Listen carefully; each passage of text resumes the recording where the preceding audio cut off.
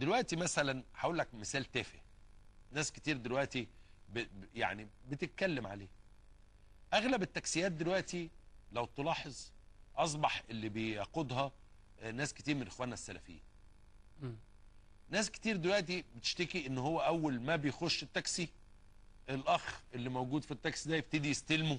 لو كانت ست مش محجبه لازم تتحجبي ولازم مش عارف ايه، وانه احنا لازم، انا اسف اللي هو بتاع، وقران قال كذا ومش عارف، يعني الطريقه في التعامل. لما حد بيتكلم يقول لك يا اخي هذا رجل بيدعو للاسلام ويدعو للدين في الحياه.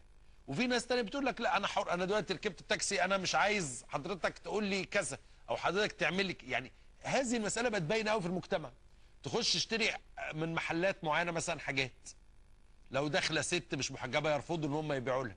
لو دخل راجل هم مثلا عارفين ان هو ده رجل لا يعني ليس متدينا التدين المعروف ما يتعاملوش معاه. هذه الطريقه في عزل ناس داخل المجتمع لانهم ليسوا متدينين بالقدر الكافي. وانت ما تقدرش لما تيجي تكلمه يقول لك ايه انا بطبق شرع الله انا مش عارف ايه. يعني مثلا المحلات اللي هي مشغله القران طول الوقت ولكن هم لا يستمعوا اليه، ولكن هو القران يجب ان، واحنا عارفين ان اذا قرأ القران فاستمعوا له وانصتوا. يعني الانصات ده هي مرحله فوق الاستماع كمان، يجب ان تكون مركز. اما تركب معاه تاكسي هتلاقيه معلي القران على الاخر وهو طبعا لا يستمع اليه او غير مركز فيه، او تقول له لو سمحت وطي شويه يقول لك لا هو لازم كلام الله هو الاعلى وهو الأفضل. يعني بتبقى الكلمه قدام كلمه الدين او كلمه الرب او كلمه القرآن ضعيفة، ما تقدرش انت تكلمه في ده. هو يرى ان الدين يجب ان يكون الاعلى في كل المراحل وفي كل الاشكال وفي كل التعاملات، حتى لو قرر انه يعزل المجتمع ويصنفه الى ناس متدينة جدا وناس غير متدينة. هو اللي احنا يعني مراقبينه سواء جوه البرلمان بقى ولا في الحقيقة زي ما حضرتك بتقول، انه في طائفة كان السنوات اللي فاتت دي كلها مش موجودة على استحياء، مش واخدة راحتها قوي في انها تعبر عن وجهات نظرها.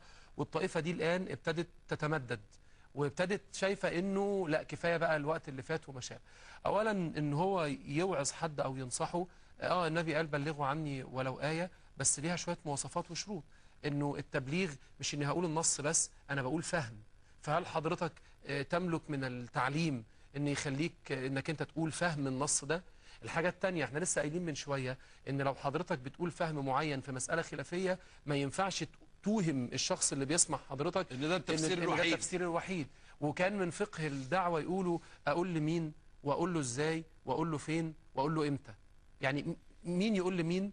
في بقى شروط للكلام دون عشان يوعظ وكذا.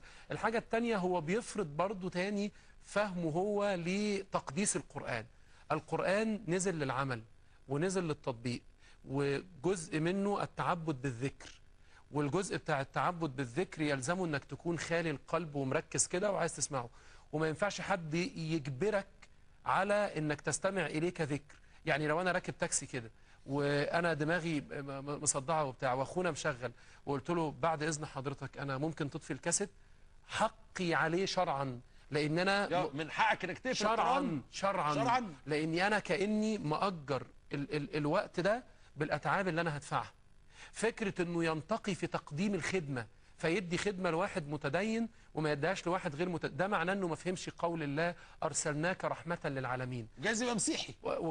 عارف حضرتك يقول لك أرسلناك رحمة للعالمين، التطبيق العملي ليها أنك لا تشترط في ظهور خير الإسلام في اللي أنت هتديله خير الإسلام أي شرط، لا تدين ولا دين بعين ولا أي شيء. المؤمن كالغيث أينما وقع نفع.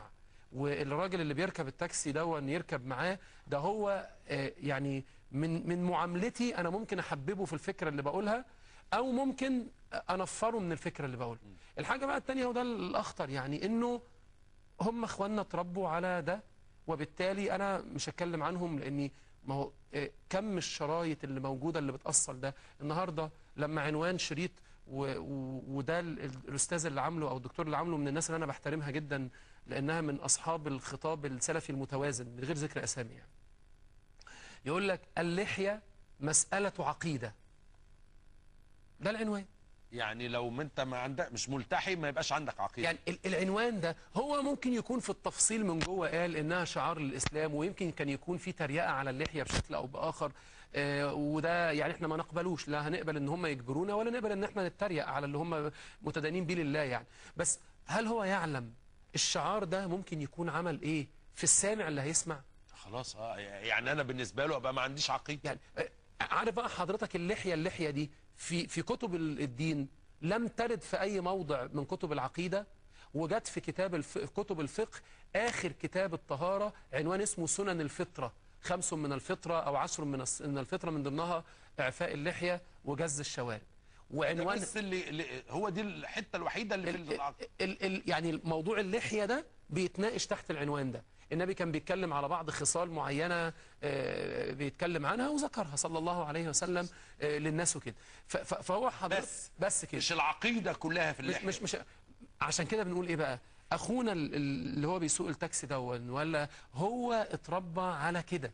عشان كده بقول حضرتك بتقول هل يا ترى احنا نطبق الحلم ده؟ يتطبق، بس بشرط نوصل للإسلام المحمدي نسبة لمحمد صلى الله عليه وسلم الحقيقي اللي بيعبر عن حقيقة فهم الإسلام بوسطيته وبعدين نبتدي نعمل حاجة اسمها عقل جمعي للأمة. عقل جمعي للأمة ده احنا شروط الاجتهاد صعبة جدا، يعني الاطلاع على كل المذاهب مش بالسهولة دي يعني. وبالتالي احنا هنحتاج نعمل مجمع في عقل جمعي. وارد جدا يكون في عضو بيمثل فهم الوهابية وعضو آخر بيفهم، من أثر تفاعل دول مع بعض يقدروا يوصلوا كده.